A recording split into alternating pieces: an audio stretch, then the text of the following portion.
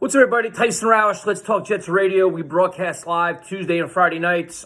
We appreciate everybody watching our videos and interacting with us on Instagram, Twitter, Facebook, everything else. We definitely appreciate it. We're only fans, and we have a good time talking about this team, so thank you for that. Today, it's just like, you think about the state of the organization, and I'm an old fan. I had the scars to prove it. My liver's been destroyed and everything else. And when things get rough, the New York Jets, the first thing we always say is, same old Jets. Then people keep saying, why do you keep saying same old Jets? Like, what? You're just a negative, nasty Jets fan. You're always complaining. You're always depressed, blah, blah, blah, blah. And this is why. When you have an organization that, A, never wins championships, and B, continues to repeat the same mistakes over and over and over, when there is no lessons learned, when it's like you just look at the incompetence, and it's everybody under the goddamn moon can see it except for ownership.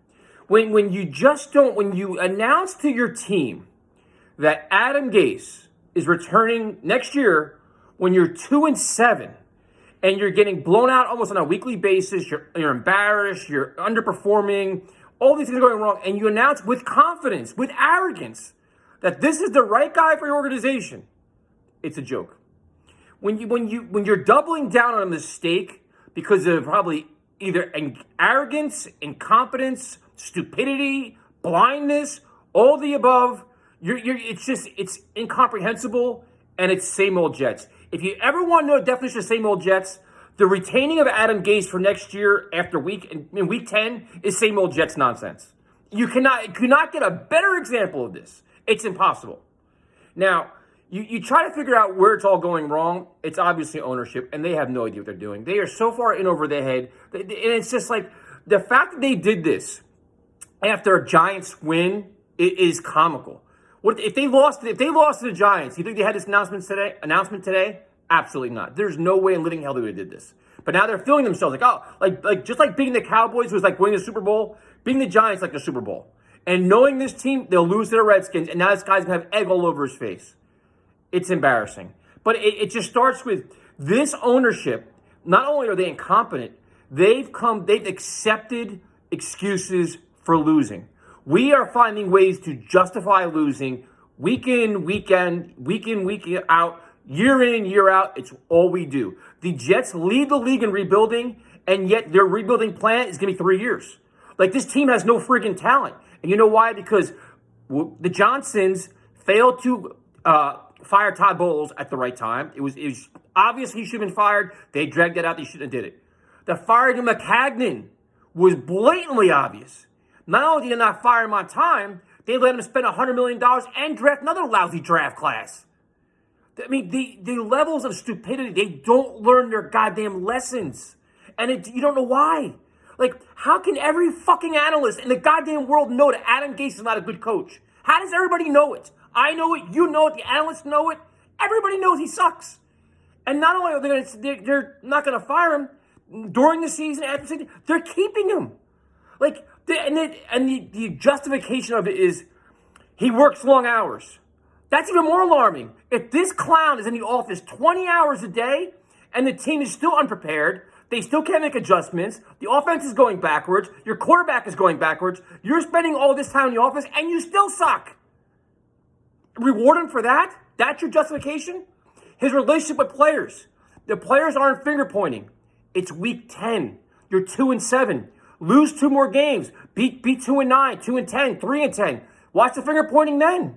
You're giving out kudos and awards when you're 2-7 and you're acting like things are okay, everything is fine?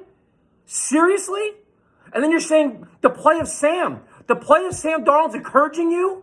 The same player we're all worried about is getting destroyed, getting happy feet, fundamentals going out the fucking window, and you're giving that as a positive? Does this guy got any clue?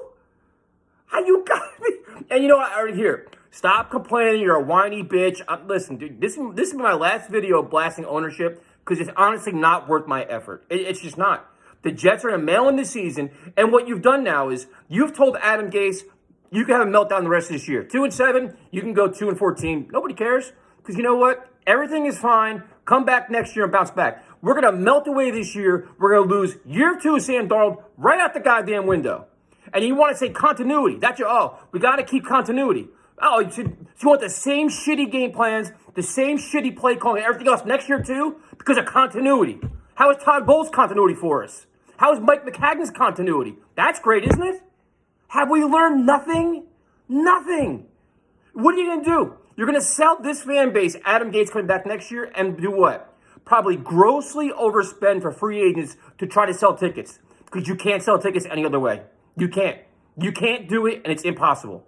And please, do not act like, and this bullshit, if he thinks that we believe that, well, it's all in Joe Douglas's hands. I love Jamal Adams, but I'm not going to say nothing. I'm going to leave it all in Joe Douglas's hands. Stop bullshitting, dude. We know your fingerprints are all over this goddamn team, whether it was signing Le'Veon Bell, whatever else.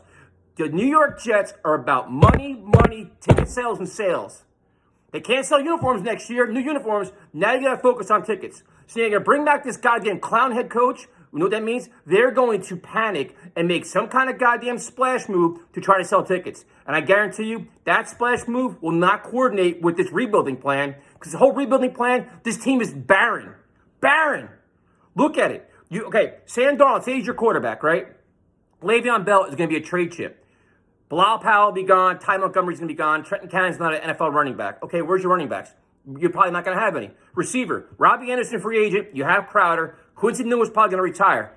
Receivers, nothing. Herndon, a complete question mark. Griffin's okay. Wesco, have no idea what he is. And you need an offensive line. That's building around Sam? That's a goddamn reclamation project. No progress there. The defense, you need what? 3 linebackers, 2 corners, and a pass rusher? Project. So now you're going to take this reclamation project, which you think is fine, and you're going to put it in the hands of an inept, incompetent head coach. Could this plan be any more fucked up? Could you have any more stupidity in this? You're going to give this team, this pile of clay, we'll call it clay because shit's too cruel, clay, and give it to an incompetent coach. Say, here, mold my organization, mold my football team. I trust you. And Joe Douglas, I'm going to give you power too because I think you can do the job. It's already obvious Adam Gase has too much power. His power play got Joe Douglas the fucking job. We don't know our asses from our elbows, and we're promoting it and encouraging it, and no accountability. You just told Adam Gase, you just shit on our season. You completely wiped us off the floor, 2-7, probably end up 4-12, 5-11, and that's okay. Thank you. We're going to reward you for that by keeping your job.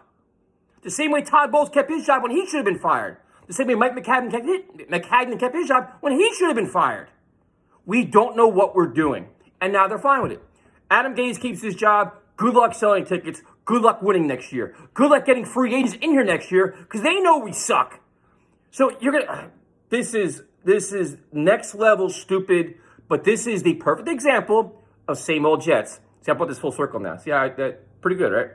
Same old Jets. We will never learn. It starts with ownership, and we have. I honestly, until Joe Douglas proves me wrong, I think he's powerless too. I think him and the reporting structure of Gase and Douglas being parallel. Going to Chris Johnson is insane. I don't know what kind of power Joe Douglas has, but Chris Johnson, if he thinks we're buying any of the bullshit he's telling us, he's out of his goddamn mind.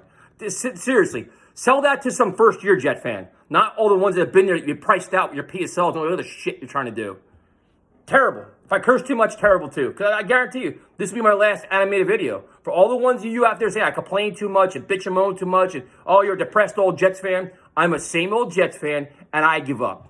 I know we're going to suck the rest of this year, and we're going to suck next year. So let's get all the little catchphrases out from the New York Jets organization. It's a rebuild. Trust the process. Embrace the rebuild. We'll be big spenders in free agency. Rinse, wash, repeat. No Super Bowls, no winning. This time next year, we'll be firing Adam Gase and looking like complete jackasses. Bank on it.